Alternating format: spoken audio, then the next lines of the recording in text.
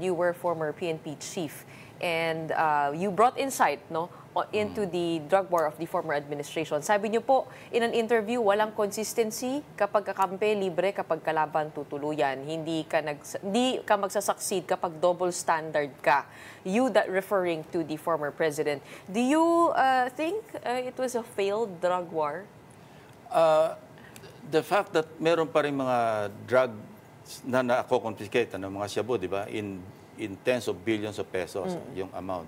So, hindi natin masasabing complete success yung drug war. And the number of people killed, kaya sinabi kong double standard kasi we once investigated a case involving some police officers known to be very close to somebody, really close to the president. Wala nangyari sa case eh. We investigated it. This was the case on the involving the killing of the father of Kerwin Espinosa sa Albuera, Leyte. Napaklaro ng ebidensya, pinasok sa kulungan, pinatay, and yet, noong sinapit namin yung report para sa yung DOJ to take action, wala nangyari sa kaso. Tama nga po kayo, iniikot lamang Yes. yung mga pulis nung panahon na yun. Pero eto nga po, paano iimbestigahan ang police force given all of these cases? Yeah, another legislation probably strengthen yung internal affairs service ng police. Sa ngayon kasi parang adjunct lang siya ng PNP. Dapat talaga yung parang sa US na independent yung internal affairs. They can investigate any police officer na nag-commit ng misdemeanor or even serious offenses. Hindi po ba NAPOLCOM po yun? Ang NAPOLCOM is policy-making body. Oo. Nag-iimbestiga rin sila, pero parang towards policy changes or policy direction. Pero dapat meron talagang tututok. Sayang yung isang provision doon sa PNP law, yung People's Law Enforcement Board. Ito yung community, local policemen na pwedeng imbestigahan ng community itself because the composition of the board, yung People's Law.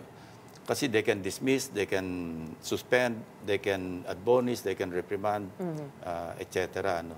Hindi masyadong active. Ngayong merong internal affairs service, dapat strengthen na lang, enhance yung kanilang authority, yung kanilang power, gawin talagang truly independent. Do you think there was grave abuse of during the Duterte drug war, during his administration, within the police force? And do you agree that those abuses could be linked to the former president in his declaration na dapat mag-neutralize? Actually, sinabi nga niya na do not bullshit with me, but do your duty. I will die for you. Do your duty. And if in the process you kill 1,000 persons because you were doing your duty, I will protect you. At the very least, parang na-embolden yung police because of the pronouncements of the former president. But, it's really up to the individual policeman to follow illegal or legal orders. Alam ko naman kaya lang i-discern, kaya lang i-distinguish ano ba yung illegal order, ano ba illegal order. After all, sila rin naman yung mananagot. So at the very least, na-embolden sila because of the pronouncements of the former president. I want to go to your friendship with the former president. I mean, did you agree with this drug war? No. His approach? No. How would you have approached it better? Well, dapat yung follow the rule of law, tapos follow the rule on evidence, rule of evidence, tapos file cases. Which parts did you not agree with? Yung naging discriminate, pinalakas yung loob ng mga pulis, and the reward system, para nagkaroon ng quota system. Hindi ako papayag, hindi ako sasang-ayon na okay, pagka nakapatay kayong, this is based on the pronouncements, even by some people, some officials close to the president. And narinig naman sa grapevine sa PNP na minsan nagiging over-eager yung police, nagiging indiscriminate. Minsan para lang makapasa do sa ng quota, maski sino na lang. Opo. And initially, again, when we investigated the cases of extrajudicial killings, meron pang instance na may nag-testify na mag-asawa na yung anak nila used to be the courier of the police. Yung recycled drugs, And sila yung anak nilang unang pinatay ng pulis kasi nga baka magsalita. Ah. Kasi anak nila yung ginagawang taga-benta ng pulis nung nire-recycle nilang drugs.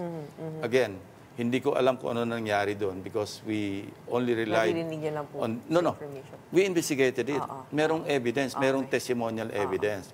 Nung pinasa namin sa executive branch, because the Senate cannot just file cases, we'll refer it to the DOJ. Hindi ko na alam kung ano nangyari. But the evidence, the pieces of evidence that we gathered, masyadong klaro. Except yung kay Kian de los Santos and some other cases na may nangyari.